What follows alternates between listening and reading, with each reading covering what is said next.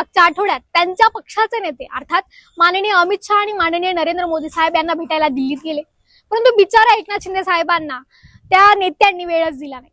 मग अखेर नाराजी सांगायला दिल्लीत गेलेले एकनाथ शिंदे साहेब आणखी नाराज होऊन मुंबईत परतले।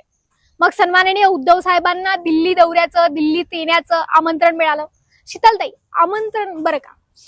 आमंत्रण मिळालं। सन्माननीय उद्धव साहेबांचा दिल्ली दौरा जाहीर झाला। आता सन्माननीय उद्धव साहेब दिल्लीत येणार म्हणजे टीव्हीचं, न्यूज चॅनलचं सगळं कव्हरेज ठाकरेंनाच मिळणार। सत्ताधाऱ्यांच्या पोटात गोळा उठला। काय बरं करायचं यावर उपाय ते शोधायला लागले। आणि मग मागच्या आठवड्यात किंबहुना असेही आपल्या भेटायसाठी येण्यासाठी दिल्ली वाऱ्या एकनाथ शिंदे करतात हे त्यांच्या लक्षात आलं। आणि मग एक फॅमिली फोटो पुरता का असेना त्यांना वेळ देऊन टाकूयात असं बहुतेक मोदी साहेबांनी ठरवलं। आणि मग एकनाथ शिंदे साहेबांना दिल्लीत मोदी साहेबांनी वेळ दिली। असं सगळं घडल्यानंतर शिंदे साहेब, तुमच्या पक्षातल्या नेत्यांनी सन्माननीय उद्धव साहेबांचे आभार मानले पाहिजे, कारण उद्धव साहेबांचा दिल्ली दौरा जर जाहीर झाला नसता तर बिचारा एकनाथ शिंदे साहेबांना दिल्लीत किती फेऱ्या माराव्या लागल्या असत्या हे देवालाच ठाऊक। त्यामुळे उद्धव साहेब दिल्लीत गेले आणि त्यानंतरच शिंदे साहेबांना नरेंद्र मोदी साहेबांनी वेळ दिला असावा। पण मला ना खरंच एकनाथ शिंदे साहेब तुमचं फार कौतुक वाटतं। काय मुख्यमंत्री पदापासून तर काल परवा मिळालेल्या मोदी साहेबांच्या भेटीपर्यंत आयुष्यात जे काही मिळवायचं ते ठाकरेंच्या जीवावरच मिळवायचं हा काय तुमचा दृढ निश्चय ना, त्याचं फार म्हणजे फारच कौतुक वाटतं।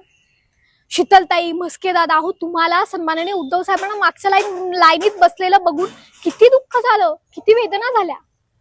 मी काय म्हणते तुम्हाला आठवण म्हणून सांगते, अगदी बरोबर 6-7 ऑगस्ट 2022 3 वर्षांपूर्वी दिल्लीमध्ये नीती आयोगाची बैठक आयोजित करण्यात आली होती। या बैठकीला संपूर्ण देशातल्या राज्यातले मुख्यमंत्री उपस्थित होते। या सगळ्या राज्यातल्या मुख्यमंत्र्यांचा पंतप्रधानांसोबत एक फोटो काढण्याचा एक खटाटोप करण्यात आला। तो फोटो प्रसिद्ध झाला। तो फोटो आम्ही पाहिला। पहिल्या लाईनीत आम्हाला माननीय ममता बॅनर्जी दिसल्या, माननीय योगी आदित्यनाथ दिसले।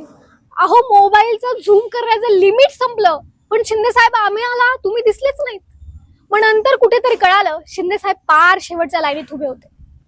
शिंदे साहेब, तेव्हा तुमच्या पक्षातल्या लोकांना वाईट नाही वाटलं का? शीतलताई, मस्के दादा, तेव्हा तुम्हाला दुःख नाही झालं का? तेव्हा तुम्हाला बाळासाहेबांचा अपमान होतोय असं वाटलं नाही का? शिंदे साहेब, मी तर म्हणते एकदा खात्री करून घ्या, तुमच्यासोबत आलेली माणसं पैशासाठी आली आहेत की तुमच्यावर असणाऱ्या प्रेमामुळे आली आहेत एकदा तपासून पहा। पार तुम्ही रागावून गावी निघून जातात तरी सुद्धा तुमच्या रागाबद्दल एक शब्द सुद्धा ही माणसं काढत नाही। शिंदे साहेब, मी तर म्हणते खरंच एकदा